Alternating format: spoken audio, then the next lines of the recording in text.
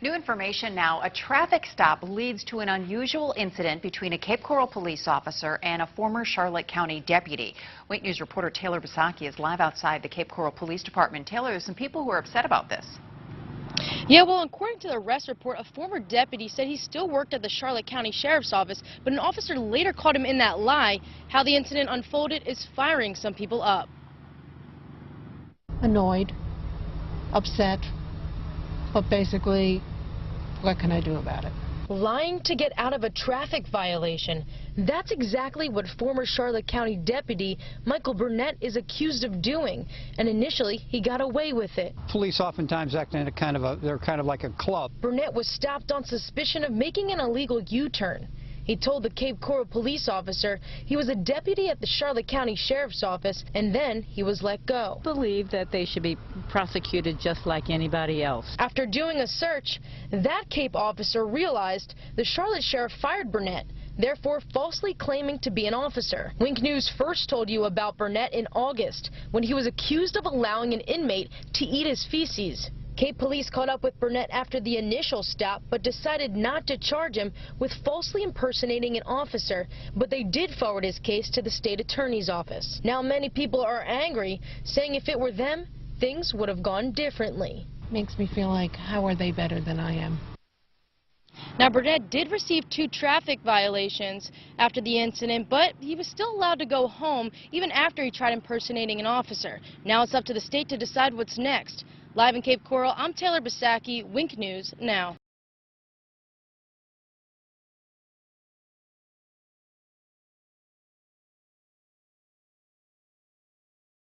Cape Coral, Florida, a former deputy, fired for watching an inmate eat his own feces, could be facing a felony charge for allegedly lying to avoid a traffic citation. Michael Burnett was dismissed from the Charlotte County Sheriff's Office in August. He was stopped Wednesday night for making an illegal U-turn and crossing a median on the 400 block of Del Prado Boulevard North. But Burnett was initially let off with a warning after telling a Cape Coral officer that he was a law enforcement officer. But before the night ended, Burnett was issued 2 traffic citations. The officer who let Burnett go had some apparent hesitation about him. The name on the driver's license was familiar for an unknown reason to me, and I let Burnett go from the initial traffic stop with a warning due to him identifying himself as a deputy, the Cape Coral officer wrote in an incident report. After a quick Google search, the officer went after the terminated deputy, stopping him at the Wawa on 1622 Northeast Pine Island Road.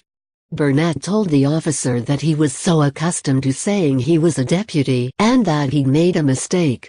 Then, with the tickets issued to Burnett, the officer decided not to pursue an arrest or charges. The Cape Coral officer who stopped and subsequently cited Burnett said he decided not to charge the former deputy after review of the facts. The police department did not provide further explanation, but some Cape Coral residents, like Carter Shelton, feel Burnett was afforded special privileges. Police oftentimes act in a, kind of like they're in kind of a club, and they sort of look out for one another whether it's right to look out for one another or not, Shelton said. I think if I went around impersonating a police officer I'd be in jail before nightfall. Anne-Marie Zavislik, who lives in Cape Coral, said Burnett's case annoyed her. But basically, what can I do about it? Apparently, the fact that he was at one time a police officer gave him a free pass, and I disagree with that, she said. Rebecca French, also a Cape Coral resident, suggested law enforcement officers should set an example. They need to be held to their highest standard, period, she said. I would just like to see the law followed for all individuals regardless of race, religious background, etc. Burnett is not completely off the hook. His case was turned over to the state attorney's office, which will decide whether he will be formally charged. He is facing a maximum of 5 years in prison, according to Florida laws.